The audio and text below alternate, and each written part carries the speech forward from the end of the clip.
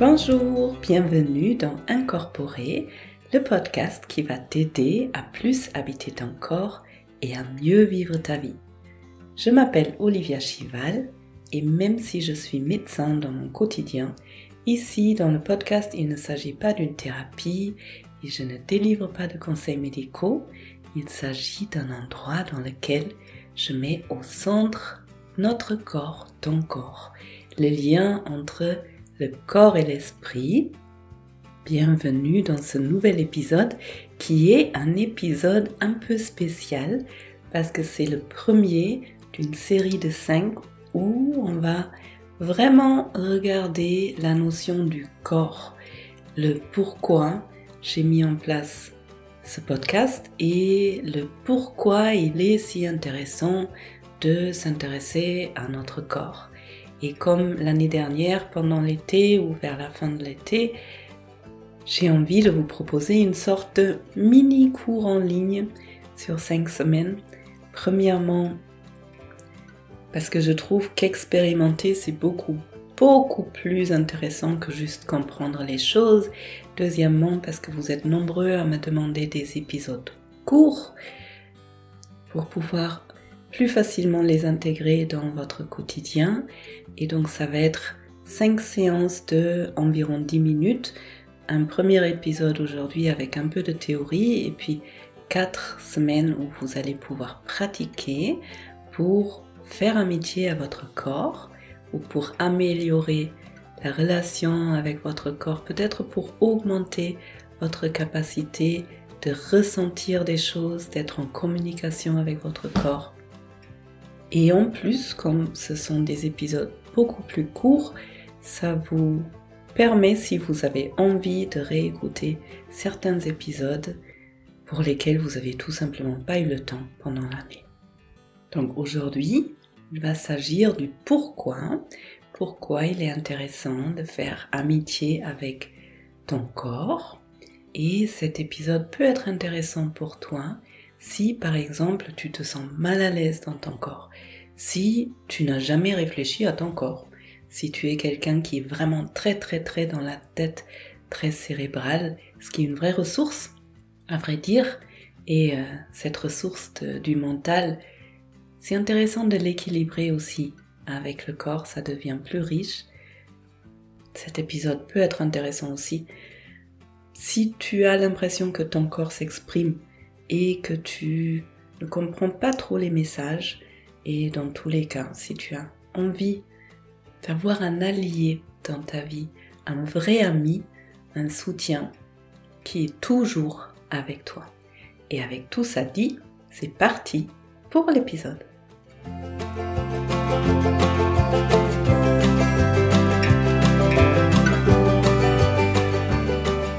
Alors pourquoi s'intéresser à son corps? Tout premièrement parce que notre corps, c'est notre véhicule qui nous transporte à travers notre vie, qui nous transporte à travers ce monde. Et c'est vraiment notre corps qui rend cette vie si riche, savoureuse, intéressante, challengeante, parce que c'est nos sens en fait, entre autres, qui nous permettent de savourer cette vie. Par exemple, le goût et l'odeur. Sans goût et sans odeur, la vie a beaucoup moins de sens, il y a beaucoup moins de plaisir. Puis, il y a les yeux, donc c'est une partie de ton corps qui te permet de voir toutes ces couleurs, toutes ces formes, toute cette nature, de rentrer en contact avec les autres êtres humains. Et c'est à travers nos oreilles qu'on peut entendre des sons, des bruits, la musique, ce que les autres nous disent. C'est à travers notre peau, à travers le toucher, qu'on peut rentrer en contact avec l'air qui nous entoure, avec les animaux, avec la nature, qui nous permet de sentir l'eau quand on prend une douche, et qui nous permet aussi de rentrer en contact avec d'autres. Et puis c'est bien nos jambes qui nous permettent de nous déplacer. Bref, c'est vraiment grâce à notre corps qu'on peut vivre sur cette terre, cette vie d'un être humain. Et puis, quand on n'est pas bien dans le corps, on peut pas être bien mentalement. Ça m'arrive tellement souvent que je vois des personnes qui viennent pour une problématique psychologique et quand je regarde leur corps qui est tout crispé et tout tendu, eh bien, je me dis, c'est intéressant, moi je ne pourrais pas être bien mentalement dans un corps qui est tellement crispé et tellement tendu. Et bien sûr, ça va ensemble et c'est surtout pas pour culpabiliser qui que ce soit. Et en même temps, c'est intéressant parce que souvent quand on essaye de résoudre des problématiques dans la tête, eh bien c'est pas forcément évident, on tourne en rond, alors en commençant par le corps, eh bien souvent dans la tête ça s'éclaircit hyper rapidement. Je vous donne un exemple.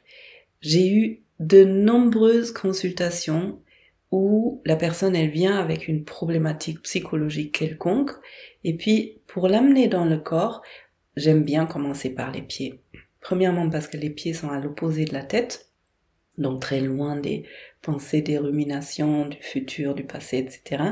Et deuxièmement parce que les pieds nous portent toute la journée et nous permettent aussi de nous ancrer.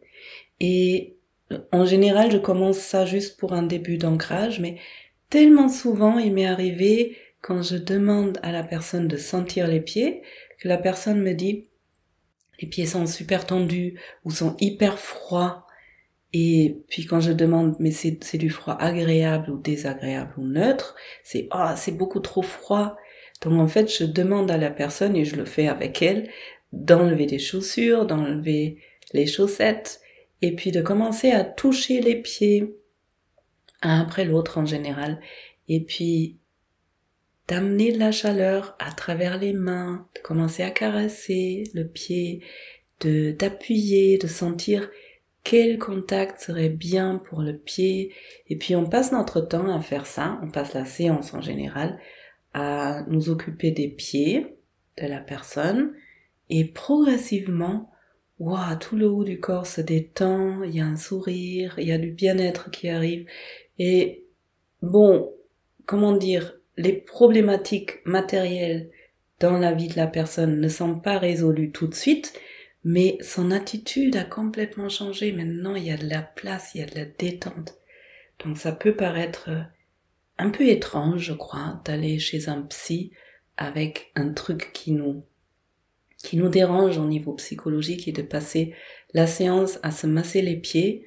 Mais alors c'est tellement plus efficace que juste réfléchir et parler comme on parlerait avec une amie ou avec quelqu'un d'autre. Bref, je divague. Du coup, ça c'était juste un exemple pourquoi il peut être tellement intéressant de se poser la question comment je vis dans mon corps là actuellement et de quoi il a besoin mon corps. Et dans les 5 semaines d'ailleurs, il y aura une semaine où vous allez pouvoir aussi vous occuper de vos pieds. Et ensuite, notre corps, il porte notre santé. Si je ne suis pas en bonne santé, en fait, tout le reste ne va plus non plus. La santé, pour moi, c'est vraiment, je pense, le truc le plus important qu'on a, le truc le plus précieux qu'on a dans notre vie, parce que quand moi je suis malade, quand je n'ai pas d'énergie, eh bien, j'arrive à rien faire d'autre et pas non plus à apprécier la vie. Et notre corps, il nous donne des indications tout le temps de comment est la santé, de quoi il aurait besoin, et on peut interagir avec le corps. On peut apprendre à le comprendre et à communiquer avec lui. Donc vous savez certainement, il y a plein de techniques différentes, plein de médecines différentes. Dans la médecine chinoise, par exemple, on peut regarder le pouls qui nous donne plein d'indications. Dans le yoga, on regarde le souffle, comment la personne respire pour faire un diagnostic. Et le plus toi tu es en contact avec ton propre corps, le plus tu vas intuitivement sentir quand il y a quelque chose qui ne va pas, ou même avant que quelque chose commence à ne plus aller bien. Ensuite, notre corps, il nous permet d'être beaucoup plus proche de nos intuitions et notre corps nous permet de prendre des bonnes décisions. Parce qu'en fait, on peut croire que les décisions se prennent dans la tête en réfléchissant. Mais en fait, notre mental, il peut nous faire des grandes listes avec les pour et les contre. Mais en fait, le mental, il ne peut pas vraiment savoir ce qui est juste pour moi. Ce qui est juste pour moi, je peux le ressentir physiquement. Et je donne souvent cet exemple, et tu l'as peut-être déjà entendu dans ce podcast, ça t'est déjà arrivé, certainement, d'avoir pris une décision et tout de suite après, te sentir hyper crispé, angoissé, et du coup, sentir que ça c'était pas la bonne décision. Ou bien de prendre une décision et te sentir super soulagé après. Et de savoir que, ok, ça c'était la bonne décision. Et ça, c'est pas ton mental qui te donne cette information. C'est ton corps, c'est ton ressenti.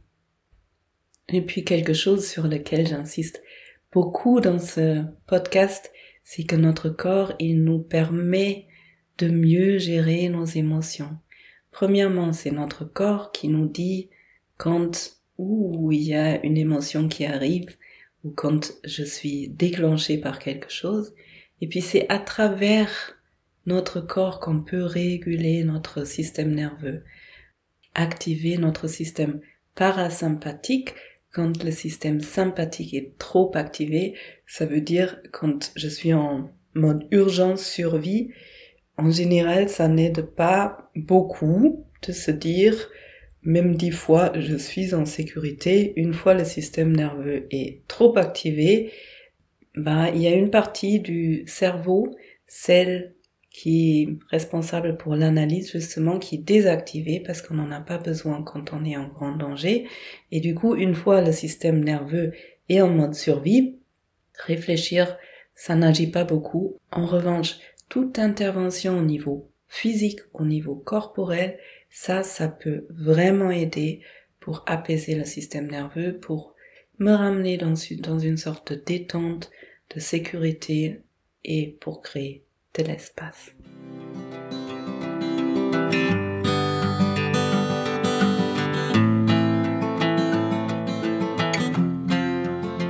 Voilà, tout ça comme courte introduction pour les 4 semaines à venir, où chaque semaine tu auras un épisode de 10 minutes environ, avec des expériences que tu vas pouvoir faire.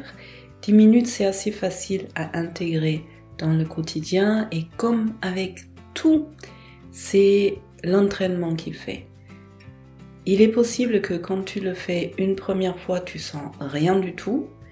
Et puis quand tu répètes l'expérience, tu vas commencer à vraiment ouvrir une nouvelle façon de fonctionner, créer des nouvelles connexions neuronales. C'est vraiment l'habitude qui fait l'entraînement.